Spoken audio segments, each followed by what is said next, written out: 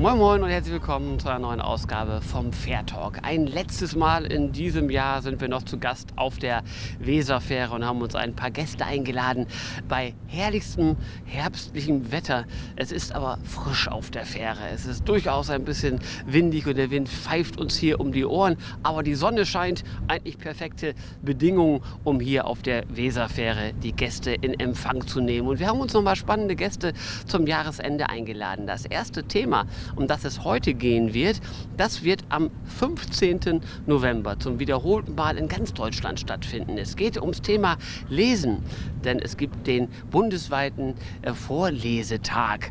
Wann haben Sie eigentlich das letzte Mal jemandem etwas vorgelesen? An diesem Tag, da gibt es viele Möglichkeiten, sich entweder vorlesen zu lassen oder vielleicht selbst aktiv zu werden.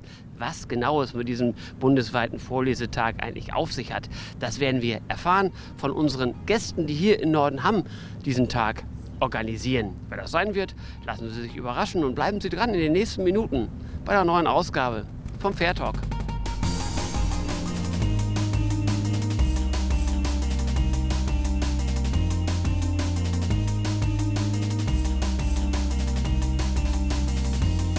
Wunderschönen guten Tag. Ich freue mich sehr, dich mal wieder vor dem Mikrofon zu haben, Ilona. Denn ich habe es gerade gesagt, intern hier. Eigentlich bist du unser Stammgast gewesen über lange Zeit. Also regelmäßig zu neuen Themen natürlich.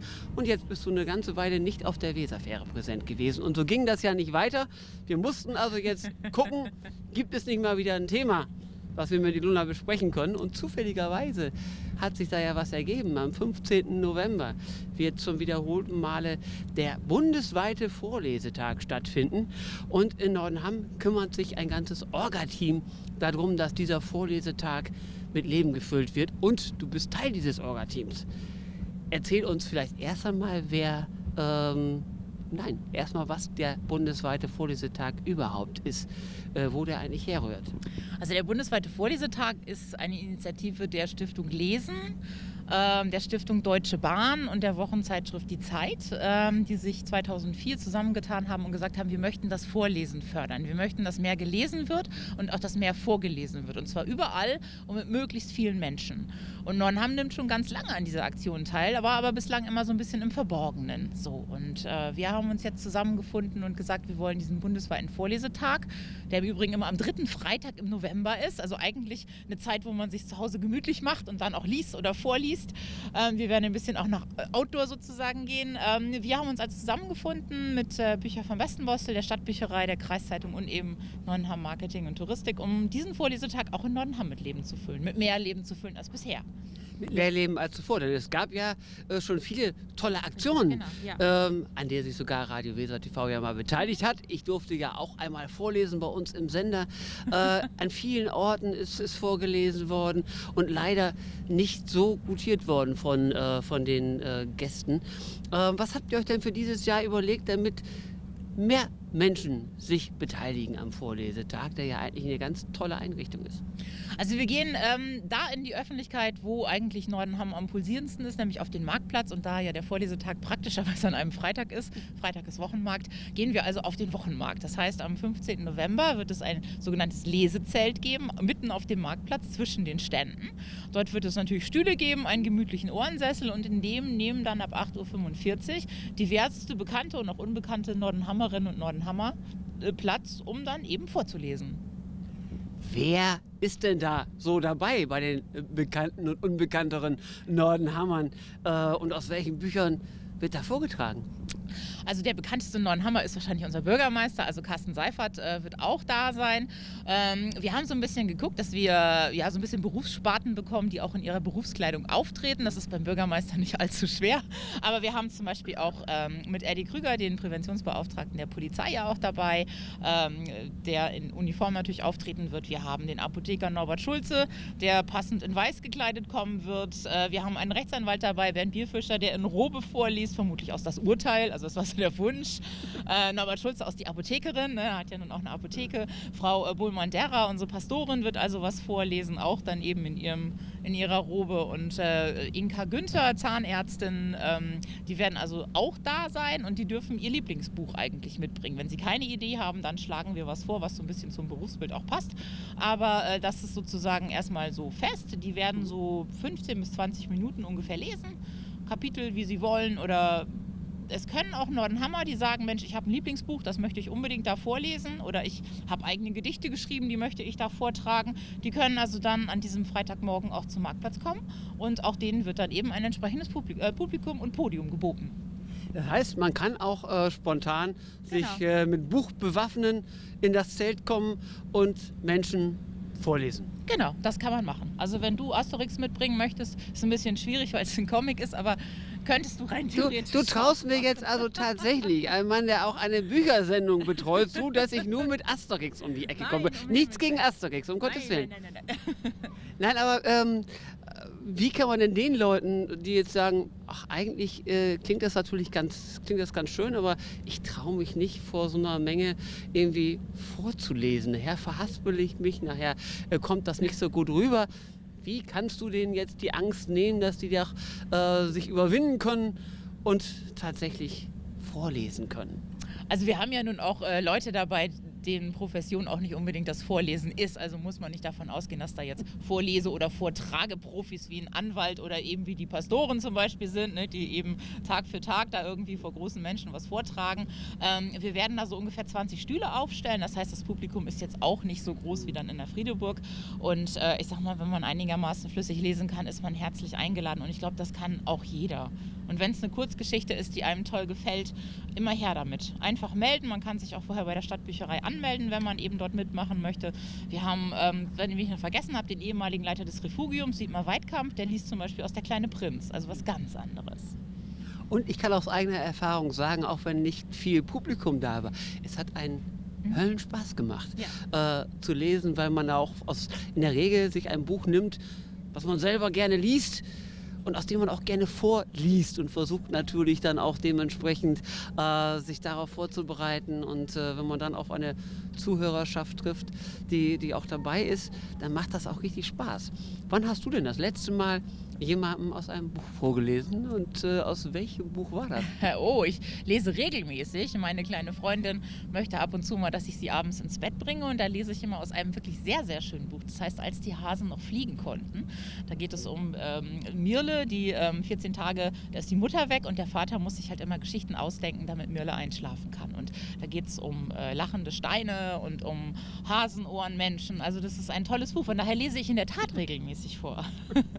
Und wir haben hier tatsächlich in letzter Zeit regelmäßig das Thema Lesen irgendwie präsent gehabt. Nicht nur durch den Vorlesetag. Wir haben gerade mit einer Autorin gesprochen beim Fair Talk. Wir hatten die Anne vom Besten Bostel hier, deren Buchhandlung 100 geworden ist. Wir haben eine sehr umtriebige Stadtbücherei, die viele Aktionen macht. Ist Nordenham so prädestiniert dafür, auch den Vorlesetag richtig mit Leben zu füllen? Weil man scheinbar ja hier viele Menschen hat, die mit Büchern, mit Lesen tatsächlich etwas anfangen können, etwas damit verbinden.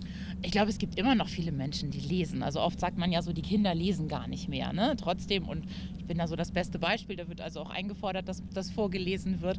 Ich denke schon, dass das Interesse am Lesen nach wie vor da ist. Und Vorlesen, finde ich, ist halt was ganz besonders Schönes. Weil man hört einfach so eine Geschichte und kann darin völlig aufgehen, muss sich nicht auf den nächsten Buchstaben konzentrieren, sondern ja, es ist praktisch so ein bisschen wie so ein Hörbuch eben, aber dass da eben eben wirklich dann jemand ist, den man vielleicht auch kennt. Man hat es sich auf seinem Sofa gemütlich gemacht.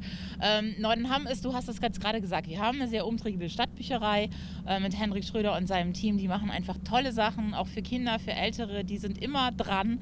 Wir haben eine Buchhandlung, leider die einzige am Ort, die aber eben auch ganz, ganz viel macht im Hinblick auf Leseförderung. Also schon zusieht, dass die Kinder schon daran geführt werden, wie toll Lesen sein kann.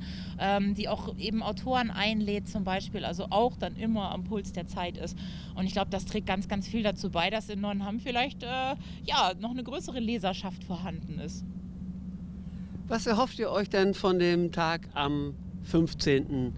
auf dem Marktplatz? Zuerst mal natürlich, dass die Leute aufmerksam werden und sagen, was ist hier denn? Hier ist ja ein Lesezelt, was ist das denn? Also ich glaube, der bundesweite Vorlesetag ist noch nicht so wirklich bekannt.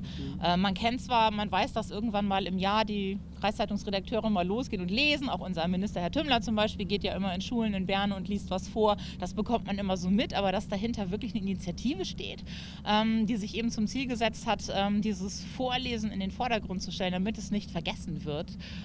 Und die auch ganz eindeutig sagt, es lesen nicht nur Leute kleinen Leuten was vor, sondern eben auch große Leute lesen großen Leuten was vor. Das ist eben auch das Spannende an der Geschichte. Glaube ich schon, dass das durchaus Aufmerksamkeit erlangt. Und diese Initiative lobt zum Beispiel auch immer die umtriebigsten 3 Vorlesestädte aus. Das wäre jetzt so eine Geschichte, die man sich für die nächsten Jahre mal auf die Fahnen schreiben kann. Da wird die Stadt prämiert, die die meisten Vorleser zum Beispiel hat. Das war letztes Jahr in Delmenhorst, also gar nicht so ganz weit weg. Und wir machen ja nicht nur auf dem Marktplatz was, wir gehen ja auch morgens in die Schulen und Kindergärten, die Interesse haben und lesen eben dort vor. Es wird nachmittags im Mehrgenerationenhaus noch Plattdeutsches geben zum Vorlesen. Und ab 18 Uhr ist jeder in die Kreiszeitungsküche eingeladen, um bei Glühwein, Würstchen und Knabbereien nochmal zuzuhören oder eben auch nochmal selber was vorzulesen. Und wer weiß, vielleicht gibt es dann ja im nächsten Jahr den Preis, der mal wieder nach Nordenham geht für eine tolle Aktion. Habt ihr euch im Vorfeld auch so ein bisschen bei den ganzen Gruppen informiert, bei den ganzen Städten, was die so in die Waagschale werfen am Tag des Buches sozusagen, am Vorlesetag? Habt ihr da so ein bisschen geschnüffelt und geguckt, was kann man machen? Welche Idee kann man vielleicht klauen oder für uns adaptieren? Oder geht man da wirklich aus einem ganz eigenen Nordenhamer Blickwinkel ran? Nö, wie wir das immer machen, haben wir uns vorher nicht informiert, sondern einfach gesagt, wir machen mit, so arbeiten wir ja. Wir haben uns einfach zusammengesetzt. Also die Idee kam halt von Elm Rein, von der Kreiszeitung, die gesagt haben, Mensch, wir haben das die letzten Jahre alle so alleine vor uns hingemuckelt. Wir wollen es jetzt mal in einem größeren Beritt machen und wir haben uns zusammengesetzt und echt ein Brainstorming gemacht und geguckt, wen kann man ansprechen, was kannst du machen, um dieses Vorlesen nicht nur im stillen Kämmerlein geschehen zu lassen, sondern eben auch in der Öffentlichkeit. Und dann kamen wir halt schnell auf den Marktplatz und den Wochenmarkt und dann kam eins zum anderen und ich denke, wir sind da ein tolles Orga-Team und das passt schon. Also das kann ich auf jeden Fall bestätigen. Vom Orga-Team sollte da eigentlich gar nichts im Wege stehen. Und wetterabhängig seid ihr ja auch nicht. Ihr seid zwar auf dem Marktplatz, aber ihr seid ja in einem Zelt. Genau. Und das ist ja wirklich so ein Tag, wo in Nordenham auch richtig viel los ist. Das heißt, man kann davon ausgehen, dass sich dann auch viele Leute in dem Zelt verirren werden. Und es gibt ja noch andere Veranstaltungen, die man dann auch wahrnehmen kann. Wir wünschen auf jeden Fall ganz viel Glück. Danke. Wir wünschen trotzdem gutes Wetter. Ja, danke. Weil es macht ja doch mehr Spaß, dann auf dem Marktplatz zu laufen klar. und dann bei so einer Aktion dabei zu sein. Und vielleicht ist ja jemand von uns dann auch vor Ort und spricht nochmal mit jemandem. Vielleicht letzte Frage nochmal, war jemand dabei, den ihr gefragt habt, ohne Namen zu nennen, willst du nicht mit vorlesen? Und der hat sich nicht getraut zu sagen, ich möchte kein Buch in die Hand nehmen und möchte mich an der Aktion lieber nicht beteiligen, weil ich mir das nicht zutraue? Nee, gar nicht. Also wir haben einfach gebrainstormt, wer wohl in Frage kommt. Der eine hat gesagt, Mensch, ich könnte den fragen, ich könnte den fragen. Und alle haben, auch wenn man vielleicht was anderes erwartet hat, gesagt, ja klar, muss ich da perfekt sein? Nö, dann nicht. Okay, dann mache ich das. Also alle waren angetan und begeistert. Dann werden die Besucher hoffentlich auch genauso begeistert sein. Und ich gucke jetzt mal, in welche Kamera ich spreche. Da ist meine Kamera, von der ich mich jetzt verabschiede, beziehungsweise nicht von der Kamera, sondern hier von der Weserfähre. Und bei Ihnen bedanke ich mich fürs Zuschauen.